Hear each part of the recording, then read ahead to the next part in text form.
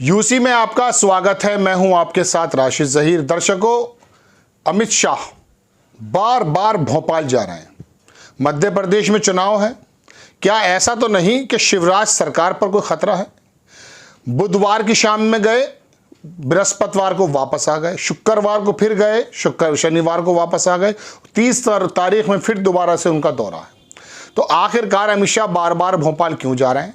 और शिवराज सरकार जिसने योजनाओं का पिटारा खोल दिया है, गोया कि ऐसा लगता है कि मध्य प्रदेश में 20 सालों से शिवराज की सरकार जो है वो इतनी ज़्यादा विचलित कभी नहीं थी जितनी कि इन दिनों है।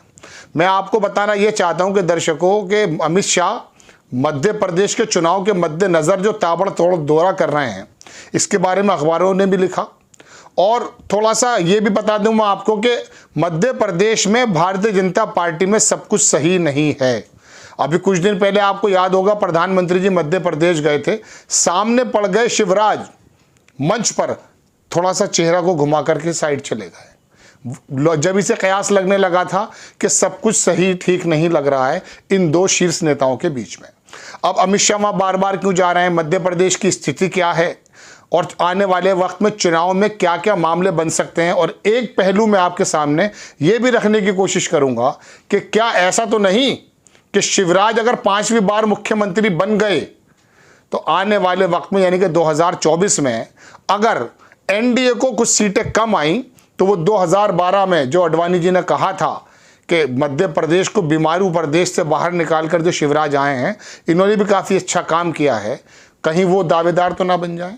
मैं आपको दोनों तीनों चीज़ों के बारे में बताऊंगा, लेकिन उससे पहले देखिए, हिंदुस्तान लिखता है कि अमित शाह ने संभाली एमपी विधानसभा चुनाव की कमान, ताबड़तोड़ दौरे, 48 घंटे में दूसरी बार जाएंगे भोपाल। ये तो 48 घंटे में दूसरी बार बता रहा है अखबार, लेकिन मैं आपको 3 बार की बता रहा हूं। और अभी 30 तारीख में फिर दौरा प्रस्तावित है। दर्शकों, बात यह है कि मध्य प्रदेश में जो चुनाव है ये इतना ज़्यादा कांटे का माना जा रहा है और सर्वे के अंदर बात निकल कर ये आई है कि कांग्रेस वहां पर सरकार परफॉर्म करने जा रही है। तब से ही मध्य प्रदेश चूंकि आरएसएस की लैबोरेटरी या हिंदुत्व की लैबोरेटरी मानी जाती रही है, तभी से ये कयास लगने लगे थे कि किस प्रकार से आखिरकार मध्य प्रदेश को दोबारा जीता जाए। एक तरफ तो है टास्क मध्य प्रदेश को जीतना और दूसरी तरफ टास्क है शिवराज को भी कमजोर करना। ऐसा राजनीतिक गलियारों के अंदर चर्चा गर्म है। सबसे पहले हम दौरे की बात ले लेते हैं। अमित शाह वहां गए, जो नाराज कार्यकर्ता हैं उनको मनाने का अभियान भी शुरू कर दिया गया है।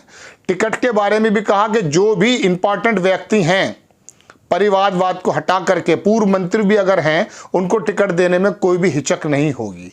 यानी कि मध्य प्रदेश का रण 2024 के मद्देनजर जीतना ही जीतना है। एक तो है बात ये।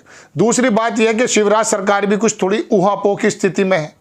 बार बार कभी चरण पादुका योजना है, कोई 200 रुपये डलवाए हैं छतरी के छाते के लिए, तमाम चीज़ें ये जो है शिवराज सरकार, शिवराज चौहान वहाँ पर बता रहे हैं। हालांकि मैं आपको दर्शकों ये बता दूं कि मध्य प्रदेश में का वित्त विभाग लिखित रूप में शिवराज को बता चुका कि इस तरह की योजनाओं से दिक्कत पैदा होगी हमारे खजाने पर।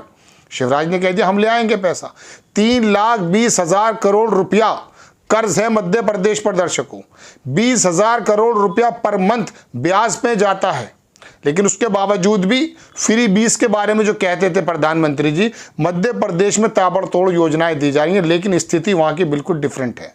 आप ये भी जानते हैं कि पिछली बार भी वहां कमलनाथ की सरकार को किस तरह से माधवराव सिंधिया के जो बेटे हैं ज्योतिरादित्य सिंधिया साहब, उन्होंने कोविड के टाइम में डिच करके सरकार बनवा दी थी भारतीय जनता पार्टी की। ये तो बात हो गई मध्य प्रदेश के इस इलेक्शन की। अब मैं दर्शकों आपको थोड़ा जमीनी हकीकत बता देता हूं कि ये जो सर्वे आ रहे हैं और अमित शाह जो परेशान है, आदिवासी लगभग 21% के करीब है मध्य प्रदेश में।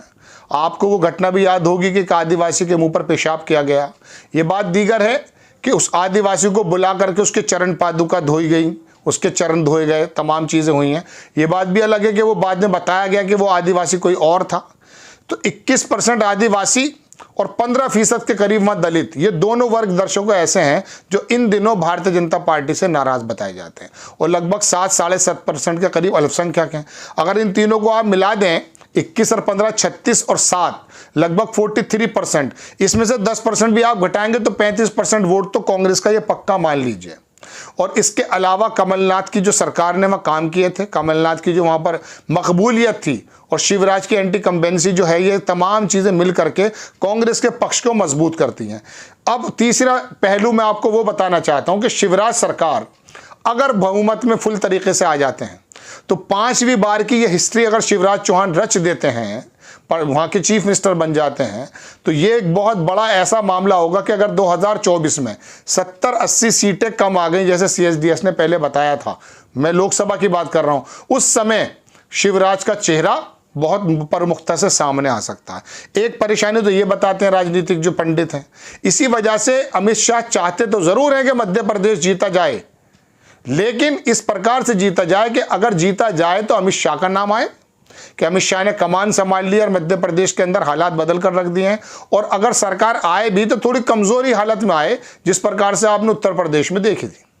अब बात यह है दर्शकों कि शिवराज चौहान हो गए और योगी आदित्यनाथ हो गए, ये अक्सर बेशतर क्यों नजर आता है कि प्रधानमंत्री की पद की दौड़ में आ जाते हैं। उस समय अमित शाह क्या सोचते होंगे? लोगों का कहना दर्शकों यह है कि जाहिर सी बात है कि इस समय राजनीतिक पटल पर अगर आप देखें, अमित शाह के बाद सिर्फ प्रधानमंत्री जी के बाद अमित शाह जी का नंबर आता है, लेकिन उत्तर प्रदेश में एक ज़बरदस्त प्रदर्शन करते हुए, हिंदुत्व की बागडोर संभालते हुए योगी आदित्यनाथ की जो एंट्री हुई है, उसने भी लोगों के मुंह पर यह बात लाने को मजबूर कर दिया कि अगले पीएम या उससे अगले पीएम योगी आदित्यनाथ होंगे। ऐसी सूरत में स्वाभाविक है कि अमित शाह का परेशान होना भी जरूरी है। राजनीतिक पंडितों का कहना यह है कि शिवराज चौहान ये लोकल छत्रप अगर निकल करके अपनी छाप ऐसे छोड़ देते हैं तो आने वाले समय में अमित शाह के लिए शायद रास्ता भी और कठिन हो जाए। लेकिन बहरहाल मैं मध्य प्रदेश पर आता हूं कि मध्य प्रदेश के ज़मीनी हालात ये हैं, सर्वे ये कह रहे हैं, और अमित शाह परेशान है, बार बार दौरा कर रहे हैं, हर 48 घंटे के बाद अमित शाह वहां पहुंच जा रहे हैं, लोगों को जोड़ रहे हैं, और काफ़ी नाराज़गी भी देखी गई है कई जगह। जो वहां यात्राएं निकालने की बात थी दर्शकों, उन यात्राओं में जो कमी है उन नेताओं के बारे में बता दिया कि उसी भूमिका के एतबार से आपको टिकट बांटा जाएगा। तो अब की बार मध्य प्रदेश, जिसको हिंदुत्व की लैबोरेटरी भी कहा जाता है, वो कमज़ोर नज़र आ रही है। मैं आपको पढ़कर सुनाऊंगा, लंबा समय लगेगा, लेकिन जो लब्बो लुआब है वो मैंने आपके सामने रखा कि मध्य प्रदेश में शिवराज सरकार बहुत ज़्यादा खतरे में, और शायद इसी के मद्देनज़र लोगों का कहना है, अखबारों का भी कहना कि अमित शाह बराबर भोपाल का दौरा कर रहे हैं।